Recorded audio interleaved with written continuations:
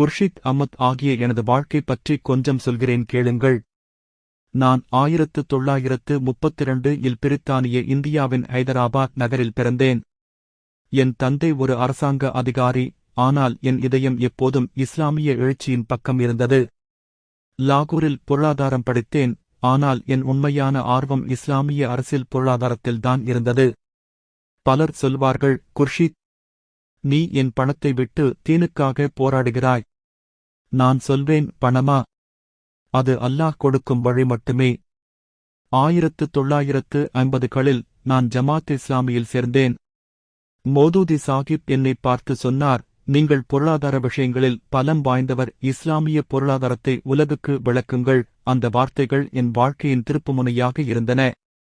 மோதூதி ஒரு சிந்தனையாளர், நான் செயல்படுத்துபவர். நாங்கள் இணைந்தபோது இஸ்லாமிய புரட்சி ஒரு புதிய உயிர் பெற்றது. நான் எழுதிய இஸ்லாம் அண்ட் அகானமிக் சாலஞ்ச், இஸ்லாமும் பொருளாதார சவாலும் உலகம் முழுவதும் மொழிபெயர்க்கப்பட்டது. எனது முக்கிய கருத்து: 1. வட்டி இல்லாத பொருளாதாரம் சாத்தியம்.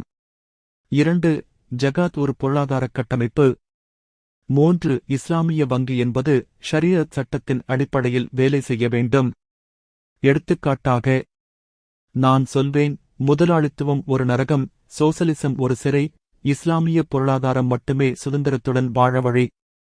நான் பாகிஸ்தான் அரசாங்கத்தில் மந்திரியாக பணியாற்றினேன். என் பணி: 1. இஸ்லாமிய நிதிமுறைகளை அறிமுகப்படுத்துதல். 2. ஜகாத் அமைப்பை நவீனமயமாக்குதல். ஆனால் அரசியல் முட்களால் நிறைந்தது என்பதை புரிந்து கொண்டேன். அரசியல்வாதிகள் தத்துவங்களை விரும்புவதில்லை, அவர்கள் அதிகாரத்தை மட்டுமே விரும்புகிறார்கள். நான் அதிகாரத்தை விட்டு கல்வியைத் தேர்ந்தெடுத்தேன்.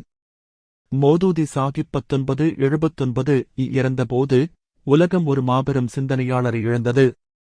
அவர் கடைசி நாட்களில் என்னிடம் சொன்னார், குர்ஷித், இந்த இயக்கம் புத்தகங்களால் வளர வேண்டும், போராட்டங்களாலல்ல. அந்த ஆலோசனையை நான் இன்றும் பின்பற்றுகிறேன்.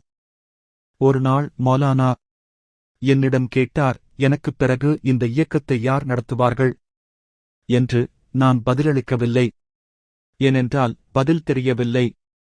இன்று நான் 90 வயதை நெருங்குகிறேன்.